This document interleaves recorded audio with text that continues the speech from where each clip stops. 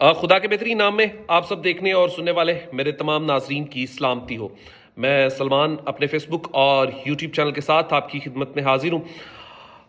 علی پور video scandal ایک بڑا واقعہ جس کو بڑے بڑے چینلز نے رپورٹ بھی کیا، اس کے اوپر آواز بھی اٹھائی گئی اور بہت ساری اس کے اوپر باتیں بھی ہوئی، اور پھر بہت سے موقف بھی آئے، بہت سی پریس کانفرنس بھی آپ نے دیکھی اور سنی۔ اب اس کیس میں ریاست نے یہ فیصلہ کر لیا ہے کہ اب کسی بھی طاقتور شخص کو نہیں چھوڑا جائے گا۔ اس کے اوپر ہمارے سینئر صحافی نے رپورٹ بھی کیا ہے اور بتایا بھی ہے کہ کیا کچھ ہوا اور کیا کچھ اب ہونے جا رہا ہے۔ سب سے پہلے آپ کو بتاتا چلوں کہ علی رضوی کیس میں جس خاتون نے سب سے پہلے تو اس کیس کو واپس لیا تھا، اس کے خلاف بھی مبینہ طور پر اطلاعات ہیں کہ اس کے خلاف بھی یہ مقدمہ درج کیا جا سکتا ہے یا ہو سکتا ہے یا ہونا بھی چاہیے۔ میں تو کہتا ہوں ہونا چاہیے، کیونکہ بہت سے لوگ جھوٹی ایف آئی آریں کروانے کے بعد میں صلح صفائی کرتے ہیں اور اس کے عرض کچھ پیسے بھی لیتے ہیں اور کسی کی بدنامی کا باعث بھی بنتے ہیں۔ اگر اس پورے کیس میں جو کہ علی رضوی صاحب، جو کہ ان کا موقف تھا کہ یہ اے آئی جنریٹ ویڈیوز ہیں یا یہ ان کو بدنام کرنے کے لیے، پھر انہوں نے ایک اور امپورٹنٹ اس کے اندر بات کی تھی، وہ یہ تھی کہ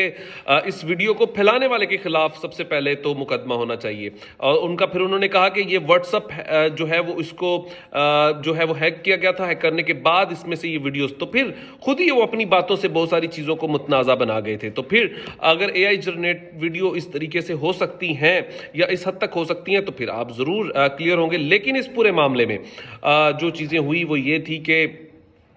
اس میں ریاست نے فیصلہ کر لیا کہ جتنا بھی طاقتور مرضی وہ شخص کیوں نہ ہو، اس کے خلاف اب کارروائی ہوگی اور ہونی بھی چاہیے، کیونکہ کوئی بھی طاقتور شخص بچنا نہیں چاہیے جو کہ اپنی کسی پاور کے تھرو آؤٹ یا کسی بھی طریقے سے ہو، لیکن نہیں ہونا چاہیے۔ اب اس میں مقدمہ لینے والی وہ خاتون کے خلاف بھی، جس نے وہ اس مقدمے کو اس وقت واپس لیا، اس کے خلاف بھی اب کارروائی ہوگی اور ہونی بھی چاہیے، بہت ضروری ہے، کیونکہ کوئی بھی طاقتور جو کہ اپنے طاقت کے نشے میں بچ جاتا ہے اسے اس طرح سے بچنا نہیں چاہیے۔ اب ایک چیز اور میں اس کے اندر آپ کو بتاتا چلوں،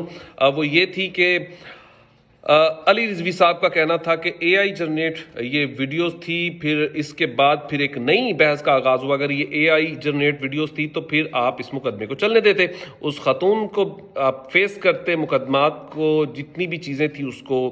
آپ فیس کرتے، عدالت میں سرخرو ہوتے اور پھر آپ اس عورت کے خلاف مقدمہ درج کرواتے۔ تو پھر ایسا سب کچھ تو نہیں ہوا، تو سوالیہ نشان بہت سارے تھے، اور اس کے اوپر بڑی اچھی اور خوشائن بات ہے کہ حکومت نے اب اس کے اوپر ایکشن بھی لیا اور اب بڑی